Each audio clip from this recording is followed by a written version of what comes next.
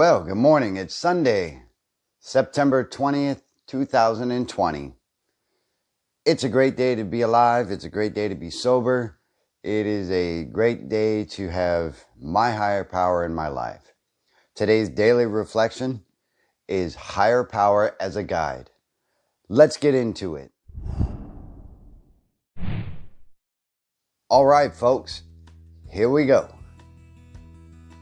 See to it that your relationship with Him is right, and great events will come to pass for you and countless others. This is a great fact for us. Alcoholics Anonymous, page 164.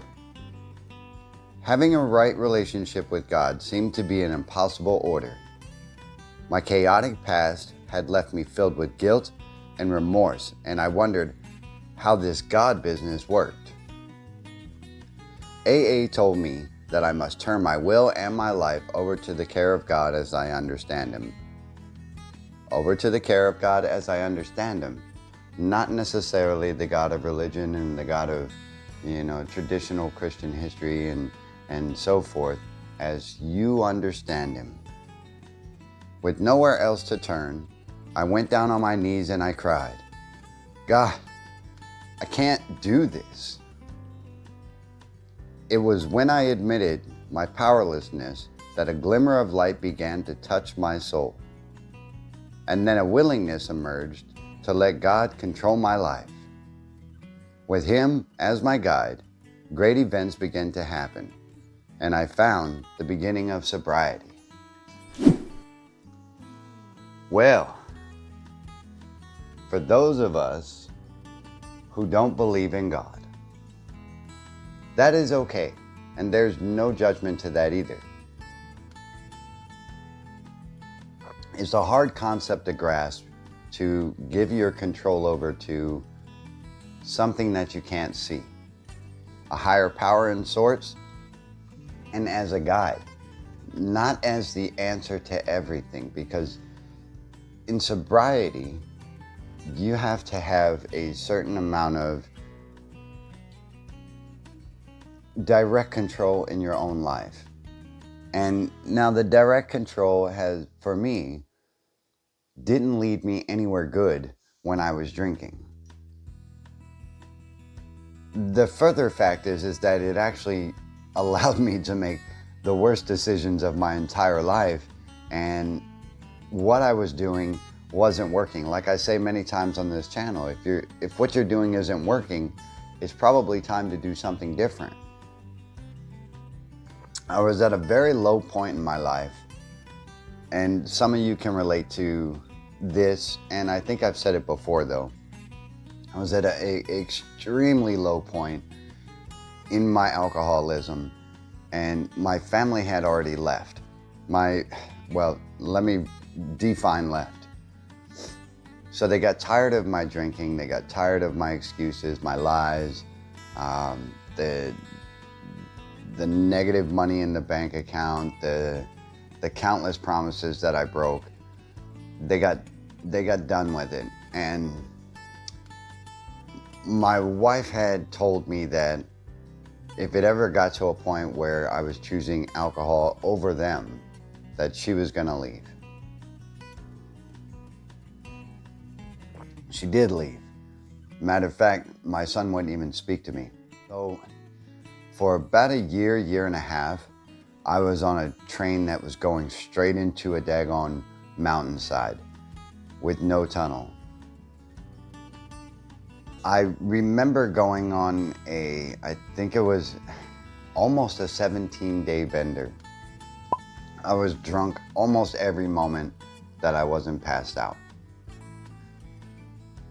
Matter of fact, I got to the point where I was really contemplating suicide. I was in my living room at the time. Surprisingly, I had government quarters, so everything was paid for. I didn't have to pay for it, so to speak. Through my service, I was paying for it. But so I was on a holiday, and instead of going home, I decided to stay in the apartment that I was at and just get drunk every single day. So I was on this bender, and I had already trashed my apartment. I was on my maybe second to last beer out of many. I was looking at the window. I was hearing these voices in my head telling me how much I've screwed everything up, and that if I didn't keep drinking, then it was just going to get worse. That's the way that my mind saw it. And as these voices grew louder and louder and louder, they kept telling me to do things that I really didn't think that I would consider at that moment in time. I mean, I had everything. I had a career. I had, so to speak, I had my family. I had money. I had, a roof over my head. I had clothes. I had food. If I chose to eat it, it was available. I had all these things, and yet here I am contemplating killing myself because these voices in my head, they weren't going away. And the only way that I could even get to the point of stopping all this madness and this train I was on was to jump out of the window. This window was about 3 stories up. So I really was about 3 steps from doing it.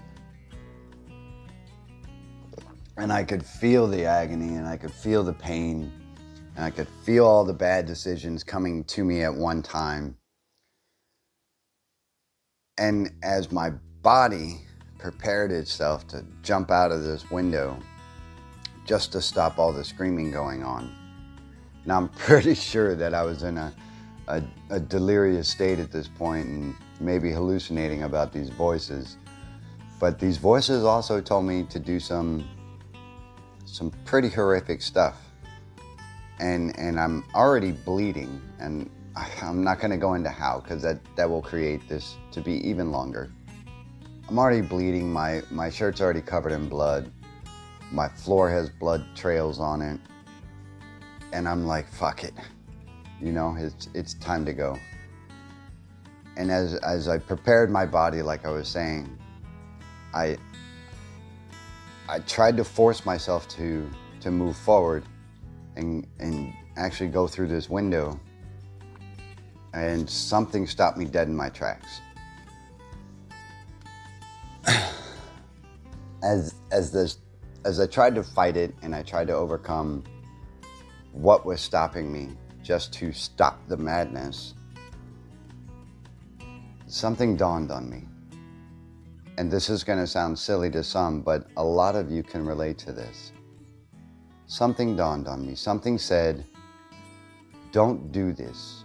You have a choice. And if you accept my help, you can live another day, and you can get through this. And for me, that meant there is a God. And if God is not your thing, just like usual, replace it with the higher power of your choice, something outside of yourself. Something stopped me. And I immediately pictured my son's face, and I immediately pictured my wife giving me a hug. And I further pictured these things and moments that I will leave behind that I'll never have if I do this. But yet the screaming was still going on this side of my head to just frickin' do it. Matter of fact, they were telling me what a loser I am and how weak I am that I can't just do this. I already failed here before, so why can't I do it? It wasn't the fact that I was on my second to last beer of what I had left, because I could easily stumble along and go get more. I mean, I've done that countless times before. It was this driving agony that I was in that was kicking my ass, and that if I didn't take the help of what was telling me the help is there, this was it. My moments were over. And I didn't want to see it end this way. I didn't want my hourglass to run out and then all I see is blackness. So I reached out. I was already ready, to go do this. And so there I was. I asked my higher power to take over because I was done. I was at my wit's end. I really, really was. And it wasn't with Alcoholics Anonymous, though that became my vessel. It wasn't with Alcoholics Anonymous that I discovered this higher power. It was through that moment. And when I surrendered and I said, I can't do this, and I asked, please help me. Truly, I have experienced the love of my higher power, and that, a couple days back, it loved me back to recovery. Told me that I was valuable. Told me that I earned the right to exist and be with my son, and to experience the joy with my wife, and to thrive, and to deliver this message to you so that you don't have to go through it either. Because I'm telling you, that is something that will never change. If you are successful at trying to kill yourself, that is it for you. That is the last moment that you will have. And for me, that's weighting, that's very strong.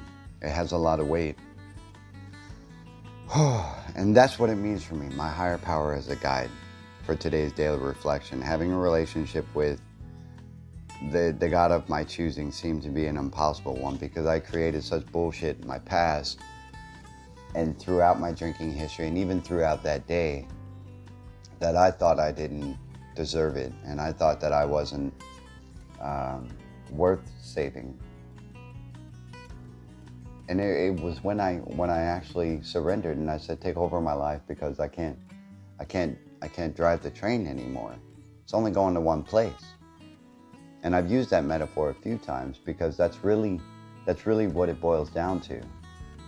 And if you are in the same boat and you are experiencing the same thoughts, drop your comments below, because once you release those thoughts and you put them out there, not only will it give you freedom from that burden, but it will be something very valuable for someone else who might be thinking about the same things and might be feeling the same less worth, and can benefit from your experience, strength, and hope.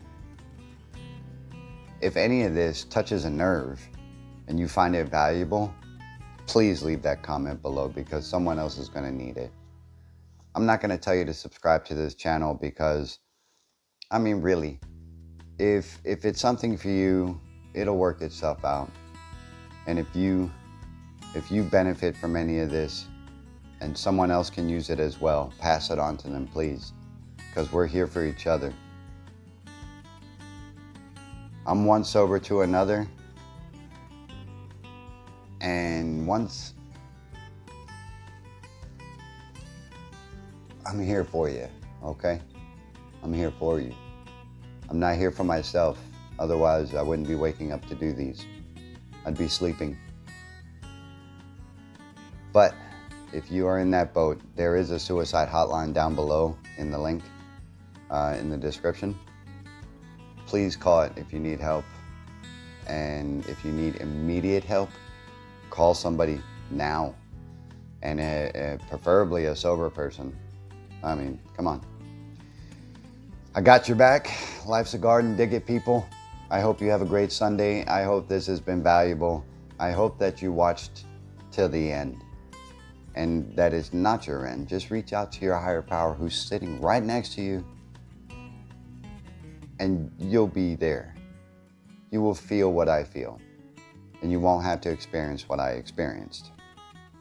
So I'm one sober to another. I said it already, but you have a great day. Life's a garden, people. Dig it.